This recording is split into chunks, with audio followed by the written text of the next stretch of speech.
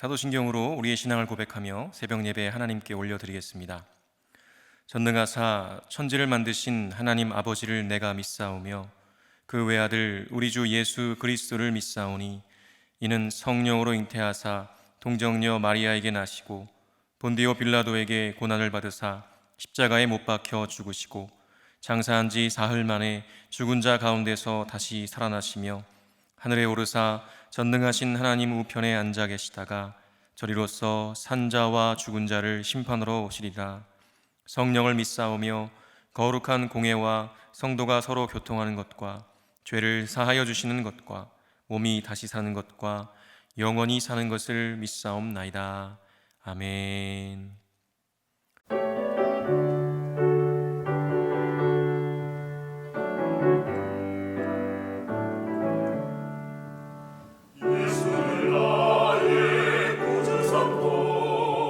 성령과 피로서 거듭나니 이 세상에서 내 영혼이 하늘의 영광 누리로다.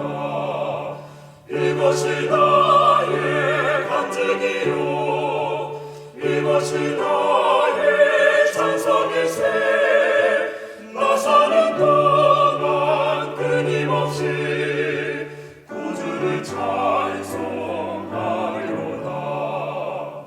온전히 주께 맡긴대요.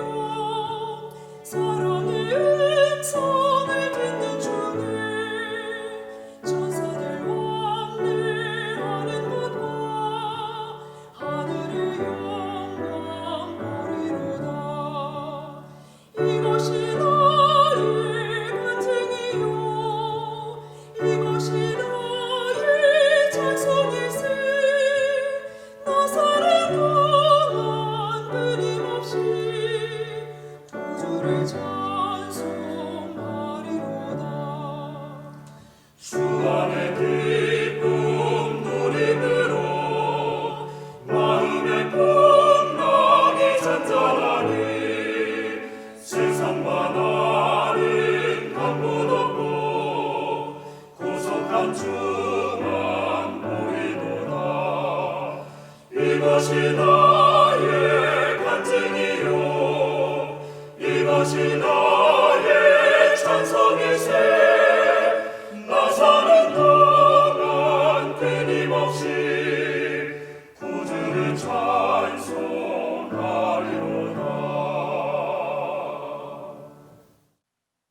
이 시간 우리에게 주시는 하나님의 말씀은 로마서 15장 1절에서 13절 말씀입니다. 로마서 15장 1절에서 13절 말씀입니다. 제가 봉독하겠습니다. 믿음이 강한 우리는 마땅히 믿음이 약한 자의 약점을 담당하고 자기를 기쁘게 하지 아니할 것이라. 우리 각 사람이 이웃을 기쁘게 하되 선을 이루고 덕을 세우도록 할지니라. 그리스도께서도 자기를 기쁘게 하지 아니하셨나니 기록된 바 주를 비방하는 자들의 비방이 내게 미쳤나이다 함과 같으니라.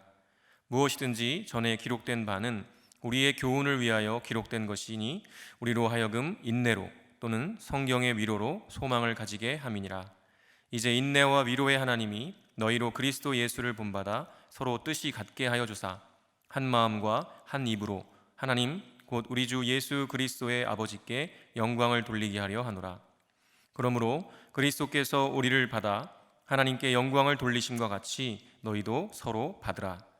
내가 말하노니 그리스도께서 하나님의 진실하심을 위하여 할례의 추종자가 되셨으니 이는 조상들에게 주신 약속들을 견고하게 하시고 이방인들도 그 긍휼하심으로 말미암아 하나님께 영광을 돌리게 하려 하심이라.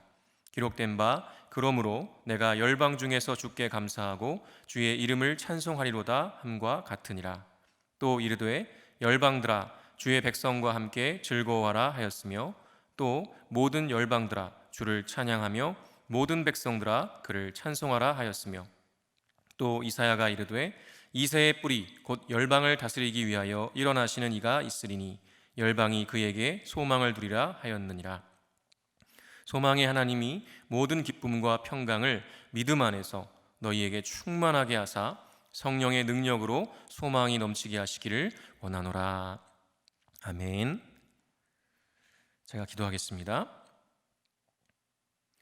참 소망 되시는 하나님, 일상을 살아가는 모든 순간이 주님의 은혜임을 고백하며 찬양과 감사를 드립니다.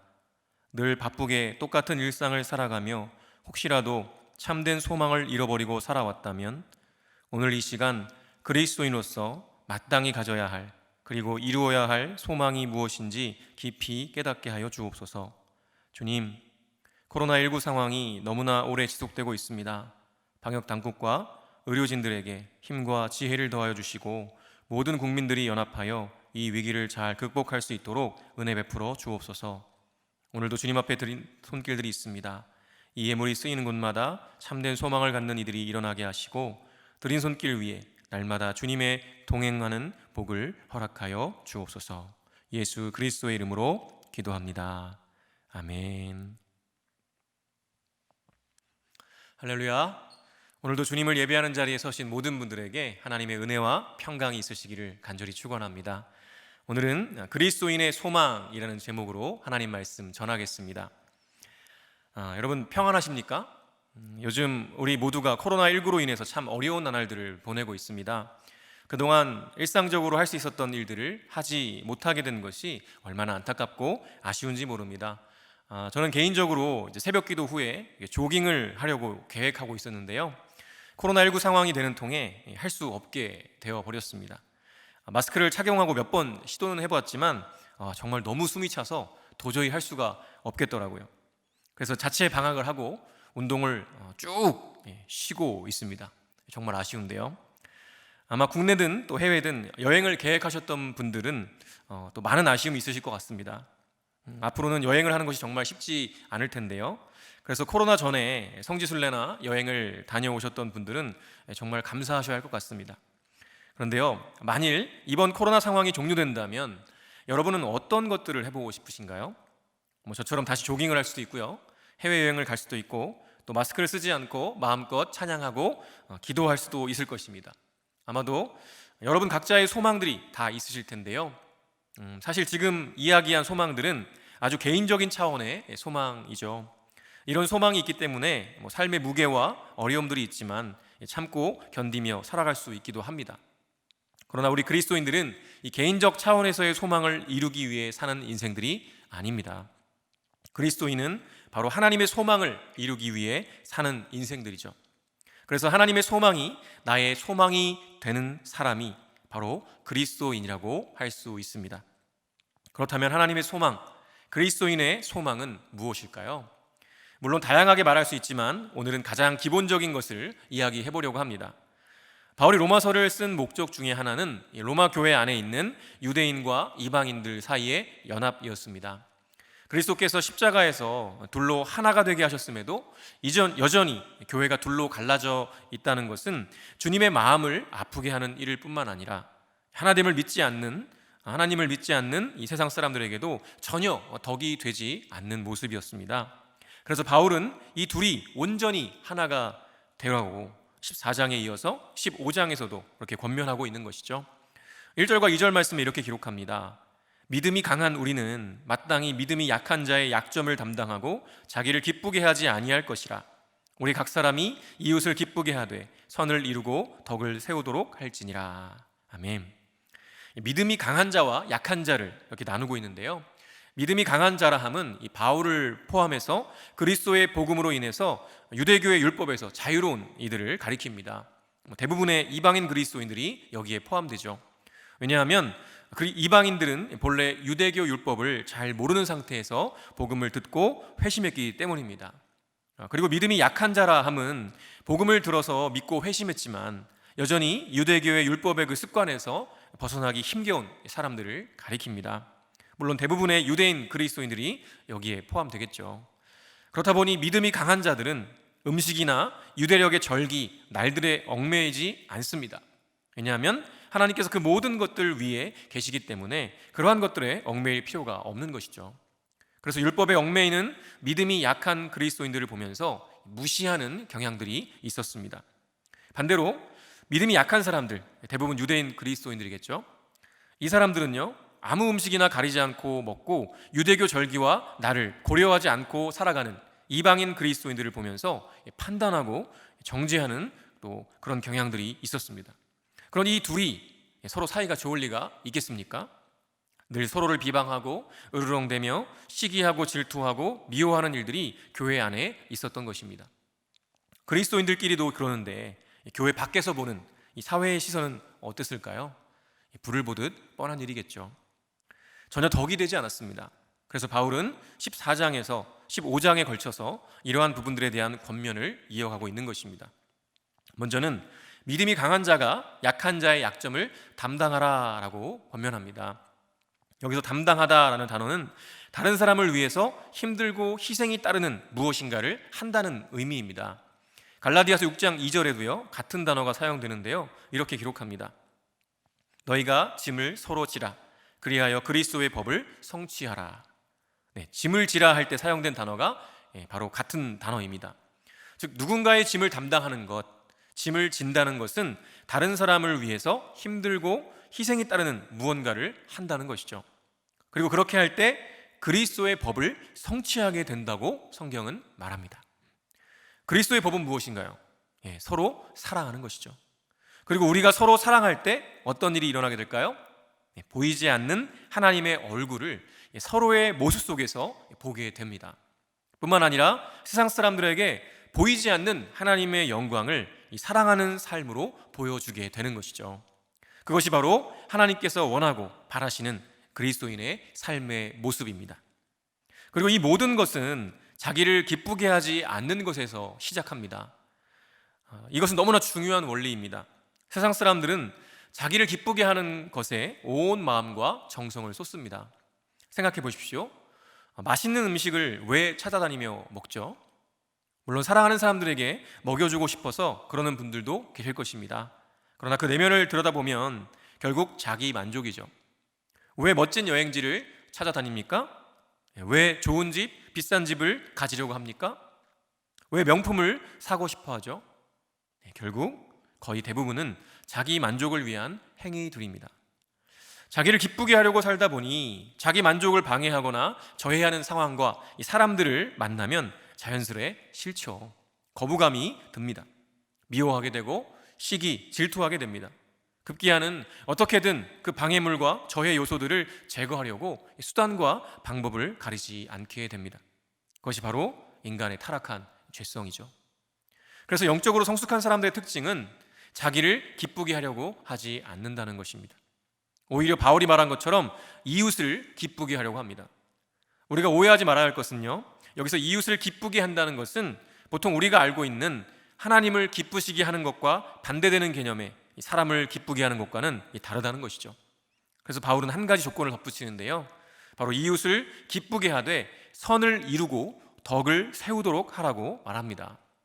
하나님보다 사람을 더 기쁘게 하려는 것은 분명히 죄입니다. 그러나 하나님께서 명하신 바 하나님을 사랑하고 이웃을 사랑하는 하나님의 법을 이루는 데에는 분명 이웃을 사랑하는 마음으로 그들을 선대해야 한다는 의미가 담긴 것이죠. 또한 바울은 우리가 그렇게 해야 하는 이유를 명확하게 말해주는데요, 3절에 이렇게 기록합니다. 그리스도께서 자기를 기쁘게 하지 아니하셨나니 기록된 바 주를 비방하는 자들의 비방이 내게 미쳤나이다 함과 같으니라. 예수님께서도요 자기를 기쁘게 하지 않으셨습니다. 무슨 의미입니까? 죄와는 상관없으신 분이 인류의 모든 죄를 짊어지시고 갖은 모욕과 핍박과 조롱을 당하셨고 결국 우리를 향해야 할 하나님의 진노를 대신 다 받으셨습니다. 자기를 기쁘게 하려 했다면 십자가를 지실 이유가 없으셨을 것이에요. 그러나 주님은 자기를 기쁘게 하지 않으시고 하나님을, 그리고 하나님이 사랑하시는 우리를 위해 그 모든 고난을 당하시고 죽기까지 순종하신 것입니다. 그렇다면 우리가 예수의 제자라면 우리는 어떻게 살아야 될까요? 예수님의 본을 따르는 것이 마땅한 제자의 도리요 사명일 것입니다. 그럼에도 자기 만족을 위해 살아간다면 그 스스로가 예수의 제자가 아니라는 것을 시인하고 있는 것뿐일 것입니다. 그리고 이어서 바울은 자신의 간절한 소망을 담은 기도를 드리는데요, 5절과 6절입니다. 이제 인내와 위로의 하나님이 너희로 그리스도 예수를 본받아 서로 뜻이 같게 하여 주사 한 마음과 한 입으로 하나님 곧 우리 주 예수 그리스도의 아버지께 영광을 돌리게 하려 하노라. 아멘. 하나님께서 서로 뜻이 같게 해주시기를 기도합니다. 그래서 한 마음과 한 입으로 하나님께 영광을 돌리게 되기를 기도합니다. 이것이 바로 바울의 소망이었죠. 그리고 이것은 또한 하나님의 소망이고 그리스도인의 소망이기도 합니다. 우리가 서로 하나가 되는 것, 그래서 한 분 하나님을 한 마음 한 입으로 예배하며 영광을 돌리는 것, 그것을 위해 우리는 이 땅의 삶을 살아가는 것입니다. 그리고 바울은 이어서 구체적으로 로마 교회가 해야 될 일을 말해줍니다. 7절입니다. 그러므로 그리스도께서 우리를 받아 하나님께 영광을 돌리심과 같이 너희도 서로 받으라. 네. 지금까지는 믿음이 강한 자, 약한 자, 유대인, 이방인이 서로 나뉘어서 주님의 마음을 아프게 했지만 이제는 그렇게 하지 말라는 것입니다. 그리스도께서 죄인된 우리를 받아주셔서, 즉 기꺼이 영접해 주시고 용납해 주셔서 하나님께 영광을 돌리신 것처럼 너희도 그렇게 서로를 기꺼이 받으라는 것이죠. 그것이 바로 하나님께 영광을 돌리는 일이라는 것입니다. 많은 그리스도인들이 착각하는 것 중 하나가 바로 이 부분인데요. 우리가 뭔가 세상에서 뛰어난 업적을 이룰 때 하나님이 영광을 받으신다고 생각합니다. 공부를 해도 수석 정도는 해야 되고 박사 정도는 돼야 됩니다. 돈도 많이 벌어서 부자가 되어서 11조도 많이 해야 한다고 생각하죠. 그렇게 세상에 이름이 나야 하나님이 영광을 받으신다고 생각합니다. 그러나 사실 성경에는 그런 말씀이 없습니다. 그냥 요셉이나 다니엘 같은 인물들의 이야기를 보면서 그렇게 사람들이 짐작하는 것이죠. 그런데요, 사실 성경은 그런 외적인 부분에는 별 관심이 없습니다. 오히려 우리가 서로를 사랑하고 용서하고 포용하는 것, 때로 그것이 내게 손해가 된다 해도 그 짐을 지기 위해서 기꺼이 그 손해와 고통을 감수할 때 하나님께서 영광을 받으신다고 말합니다. 왜요? 그리스도께서 그렇게 하셨기 때문입니다. 그리고 이어서 바울은 성경을 예로 들며 증거하는데요, 8절과 9절에 이렇게 기록합니다. 내가 말하노니 그리스도께서 하나님의 진실하심을 위하여 할례의 추종자가 되셨으니 이는 조상들에게 주신 약속들을 견고하게 하시고 이방인들도 그 긍휼하심으로 말미암아 하나님께 영광을 돌리게 하려 하심이라. 기록된 바 그러므로 내가 열방 중에서 주께 감사하고 주의 이름을 찬송하리로다 함과 같으니라. 즉 그리스도께서 유대인으로 이 땅에 오신 것은 성경에 약속하신 것들을 이루기 위함이라는 것이죠. 또한 그것은 유대인들만을 위한 것이 아니라 이방인들도 하나님의 긍휼하심으로 인해 하나님께로 돌아와 영광을 돌리게 하기 위함이었습니다. 그러면서 시편의 두 구절과 신명기, 이사야서의 한 구절씩을 인용합니다. 모두 열방의 모든 백성들이 하나님을 즐거워하고 찬송하는 장면을 묘사하는 부분들입니다. 결국 예수님께서 이 땅에 인간으로 오셔서 십자가에 죽기까지 순종하시는 것은 하나님의 소망, 즉 모든 열방이 다 주님께 돌아와서 한 몸을 이루어 그분을 예배하고 영광을 돌리는 것에 있었다는 것입니다. 이것이 바로 하나님의 소망이요 우리 그리스도인의 소망입니다. 우리는 이 소망을 세상에 보여주어야 합니다. 그런데요, 어떻게 보여줄 수 있을까요? 예수님께서 하신 것처럼 하면 됩니다. 소망 없는 이 세상 곳곳에 깨어지고 무너진 사람들 사이에서 진짜 사랑이 무엇인지, 진짜 용서와 화해가 무엇인지, 용납이 무엇인지 삶으로 보여주면 되는 것이죠. 그러면 세상이 보이지 않는 그 하나님을 보게 될 것입니다. 고신대 역사신학 교수이신 이상규 교수님의 기독인들의 이름 파라볼라노이라는 글에 보면 이런 내용이 나옵니다. 4세기 이전까지 교회는 로마 제국 하에서 공식적으로 인정받지 못했기 때문에 모든 공적인 예배와 집회를 할 수 없었다고 합니다. 그러니 공개적으로 복음을 전해서 전도한다는 것은요 거의 불가능에 가까운 일이었죠. 그럼에도 교회는요 로마 제국 안에서 급속도로 전파되고 성장하게 되었는데요, 그 이유가 무엇이었을까요? 이상규 교수님은 그것을 바로 사랑의 실천 때문이었다고 말합니다. 251년 말에 엄청난 전염병이 유행했었는데요, 그로 인해 수많은 사람들이 목숨을 잃었습니다. 그때는 데시우스의 박해로 인해서 그리스도인들이 이교도들에 의해 많이 희생을 당하던 시기이기도 했는데요, 전염병이 유행하자 부유한 이교도들은요 전염된 사람들과의 접촉을 이렇게 피해서 이렇게 도시를 떠났습니다. 관심을 갖지 않았죠. 그리고 도시에는 죽은 이들의 시체가 쌓이고 있었습니다. 이때 교부였던 키프리안이 그리스도인들에게 이렇게 권면했다고 합니다. 우리가 단지 우리 그리스도인들만을 소중히 여기고 우리끼리만 자비를 베푼다면 그것은 놀라운 일이 아니지만 세리나 이교도들이 하는 것 이상으로 선으로 악을 이기고 하나님께서 관용을 베푸신 것 같이 관용을 베풀고 원수조차도 사랑하며 주님께서 권고하신 대로 핍박하는 자의 구원을 위해서 기도한다면 우리는 온전하게 될 것입니다. 하나님께서는 변함없이 태양을 떠오르게 하시며 비를 내리셔서 씨앗들을 기르시고 이러한 모든 선하심을 그의 백성들에게 보이실 뿐만 아니라 이방인들에게도 그렇게 하십니다. 만일 누가 스스로 하나님의 아들이라고 고백한다면 그 사람은 아버지를 본받아야 함이 마땅하지 않겠습니까? 마태복음 5장 43절에서 48절의 말씀을 실제 우리의 삶에서 실천해야 한다는 가르침이었습니다. 그리고 이를 들은 그리스도인들은요, 그 말씀을 따라서 전염병에 걸린 그리스도인들 뿐만 아니라 자신들을 핍박하던 이교도들까지 목숨을 걸고 지극한 사랑으로 돌봤다고 합니다. 그리고 이러한 그리스도인들에게 영예로운 이름이 붙여졌는데요, 그것이 바로 위험을 무릅쓰는 자라는 의미의 파라볼라노이였습니다.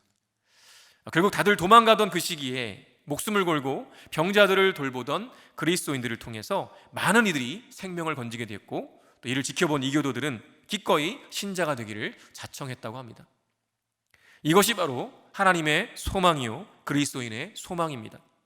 허물과 죄로 죽었던 우리를 살리신 그 놀라운 사랑의 본을 보이신 주님을 따라 이 세상이 말하는 윤리와 도덕의 기준을 뛰어넘는 사랑과 용서와 용납을 실천할 때 그제서야 세상은 하나님을 보게 될 것입니다. 그래서 성경이 증거하는 대로 모든 열방이 다 주님께로 나와 한 몸을 이루어 하나님을 예배하고 영광을 돌리는 완성된 하나님 나라가 이루어지게 될 것입니다. 지금 여러분은 어떤 소망을 이루려고 애쓰고 계십니까? 자기 만족을 위한 소망이라면 다시 점검해 보아야 합니다. 하나님의 소망이 저와 여러분 모두의 소망입니다. 그 소망을 이루는, 행동하는 신앙인들 되시기를 간절히 축원합니다. 주기도문으로 예배를 마치겠습니다. 하늘에 계신 우리 아버지여, 이름이 거룩히 여김을 받으시오며 나라가 임하시오며 뜻이 하늘에서 이루어진 것 같이 땅에서도 이루어지이다.